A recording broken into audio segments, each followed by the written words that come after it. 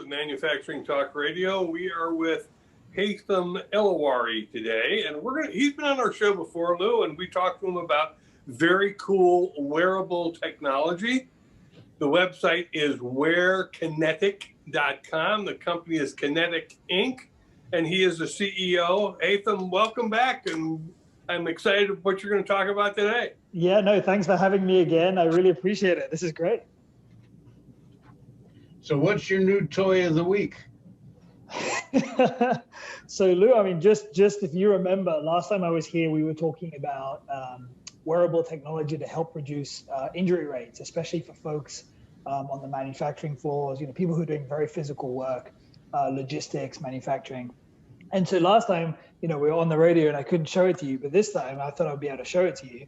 So this is what the little device looks like. It's reminiscent of a pager, if you remember those beepers, and it goes on your hip.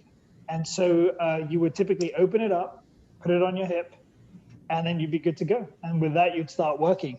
And really the way this device worked is that we're trying to train and coach folks to use better body mechanics on the job. So every time they would do one of those movements that, your back hurts, that twist or a bend, the device will vibrate and let you know that you've performed a high risk motion. And so by doing that, essentially you start to become way more conscious of the way you're moving, and then you start to improve and you start to do more squats, you start to twist less, and ultimately that leads to less injuries over time. So that's been our product. We've had that on the market for about 3 years. Again, it's got a little screen on it. It tells you how many high-risk motions you've done every day, how you rank against your colleagues, and things like that. And so, what happened back in March of last year is, as the pandemic hit, we started having customers reach out to us and tell us, hey, can you help us use this for social distancing? So could it vibrate if two people get close? Because we're having a real hard time getting folks to social distance. So that's what we did. We basically changed the software on here so that as people got too close, it would vibrate, so let you know that you're not social distancing, and it would also record how with who you're in touch with and how long that contact lasted, and that allows you to do some contact tracing. And so we did that quickly as the pandemic hit, and it's really helped a lot of our customers so far. So we're having a hard time getting people to wear masks. How's this working out for you? No, I mean, it's a good question, and I would say that in the past, if you asked a worker, hey, can you wear this wearable device? You're first going to get a look of well, what does this thing do, right? And once you start explaining, hey, it's for safety, it's for helping you improve your body mechanics, blah blah blah, people then usually will come around. What we found with COVID actually is that this has been way more accepted than we expected. So obviously you still need to explain what it does, when it's going to go off, what it's recording, because people care about their privacy. But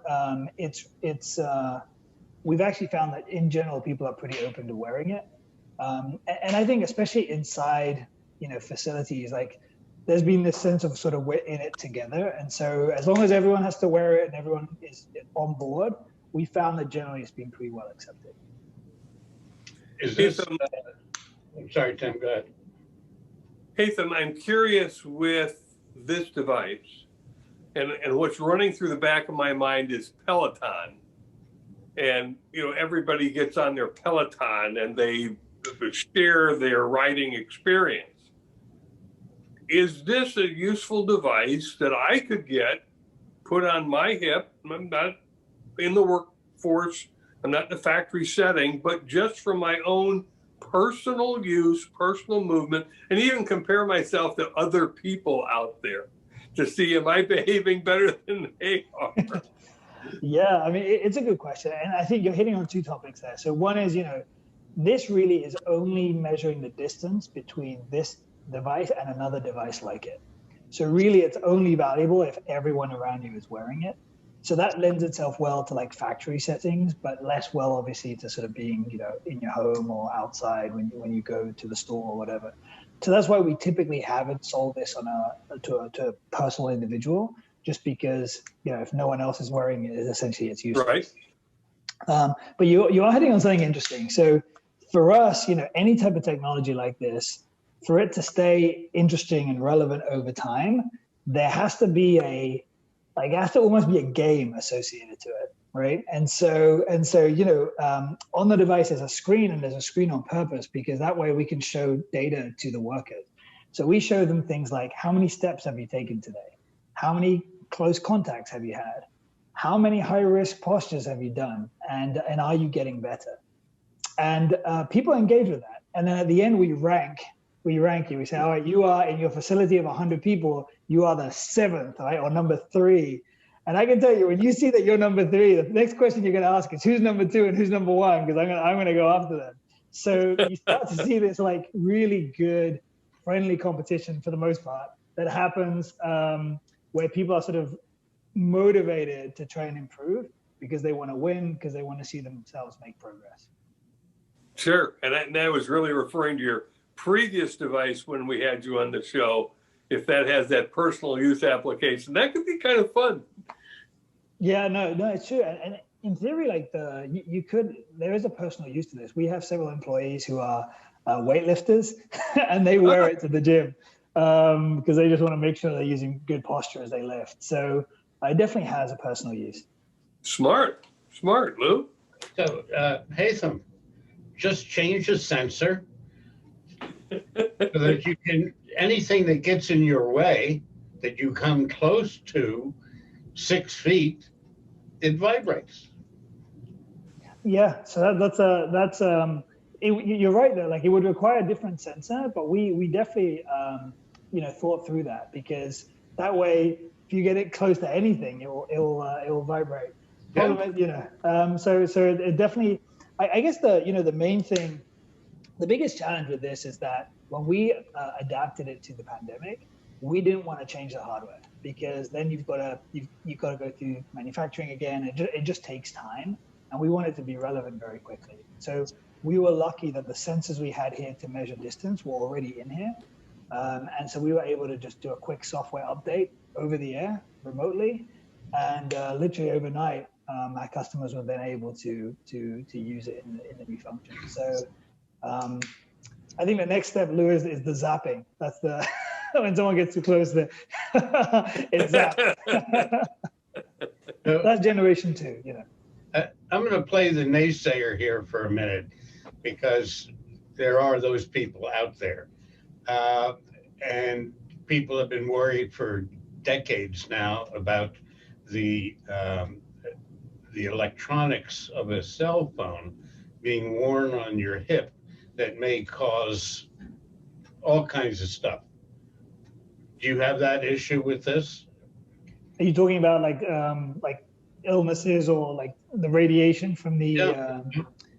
Yeah, I mean, so it's a good question. Like there hasn't been much really proven that it does, like that you can get cancer or that you can get certain diseases from your phones. And so this very much has the technology of a cell phone. It doesn't have GPS and it doesn't have a cellular antenna, but it does have Bluetooth and it does have Wi-Fi. So it has the basic technologies of a phone. So for the most part, because phones are generally considered safe, there's no reason to think that this wouldn't be. Well, I'm in for the first trial unit where if I'm going to bump into a wall, it's going to buzz. It's going to vibrate. Yep. It's funny. We have not us, but we have colleagues who have a similar device that does exactly that, and it's mostly to help the blind navigate. Because you sort of do get a sense of, and so the vibrations get stronger as you get closer to something, and they get weaker as you get away, and it sort of helps you understand where you're going. So there's something to that, Luke. It's already there. That's great. So, go ahead. Haytham, where do you see your tech in a couple of years? What kind of things are you looking at? And I don't want you to give away any corporate secrets, but you've got a really neat technology. It seems to me that we could sit in a room and brainstorm a dozen applications. I'm sure you have. No, it's true, and there's a ton of potential for this. So honestly, let me give you a little bit of context because it really. So before COVID, we'd sold a lot of these wearables, and I would say that it was people were starting to talk about it, hear about it, doing lots of trials. People were sort of dabbling their feet. With COVID, the number of these units, not only our units but other people who do things similar, has really exploded. So, the question that we're asking ourselves as manufacturers of these units is like, all right, well, once COVID is over, like what additional value can we provide so that people keep wearing it, right? Because that's the goal, and staying safe and that sort of thing. So you're right. A lot of people, not just us, are sort of thinking about, well, what is a long-term value that we can provide with these devices so that it's relevant even when the pandemic's over. So things that I can tell you, and the parallel I like to make is, I have an Apple Watch, and I had the first one where all it did was measure steps, and now this thing measures biking and running and sleeping and all sorts of things. And so I almost think of this as in the same way. Right now, we measure high-risk motions, we measure proximity, we measure steps, but in the future, it could measure anything that could lead to injury. So think of things like slips and falls. We have a lot of our customers doing last mile delivery, and many of the injuries that happen there is, you're in a rush, you jump off your truck, you grab something, you deliver to your client, you get back on, and that continuous sort of jumping creates, impact on your knees, on your ankles. So we keep thinking, well, if we could measure how many times that happens, maybe we can help people reduce the number of times they do it. So I think that the long-term strategy is, can we detect risky motions and risky activities that ultimately lead to injuries, and sort of flag those quickly so that people can try to change the way they move in time. Is there any value? Let's say a company has 100 employees and everybody who works in the shop is wearing one of these. Is there any insurance reduction possibilities that, because you are retraining your employees to make the right moves and don't do things that are going to hurt you, that insurance companies would see a value to this and cut your rates? That's a really good question, and I wish you worked in insurance because you have a much bigger vision there. So yeah, in theory, the answer is yes, and I think there's people, some insurance companies, probably the ones that are more forward thinking, they're starting to do this. So they're starting to offer, hey, we'll give you a 10% discount if you deploy these products, or we'll subsidize part of these products. But honestly, it's been slower than I expected. And just because I think, insurance companies, they're making money, they're doing well, like they don't have a really strong incentive to do things like this. And so we just haven't seen the type of, big bets that insurance companies are making on technology like this yet. I think they're all doing little trials, testing. And so I think what we'll see is in the next maybe 3 to 5 years, we'll start to see insurance companies maybe even offering this as part of a policy. Say, hey, look, here's the policy, but in order for you to get these prices, you need to have a device like this. Either that, or knowing insurance companies, they're liable to say, well, let's raise the rate because there's raise and all kinds of things that can hurt you. That's right. So yeah. So I'm hoping, honestly, because I think really, we sell to large companies that essentially can afford this, right? The real impact is when you can get to small organizations and really have this deployed, because it makes a difference. And so I think insurance is going to be a key role there, because the only real way to reach like all those companies that are insured is through insurance. Like basically have something like this go through insurance.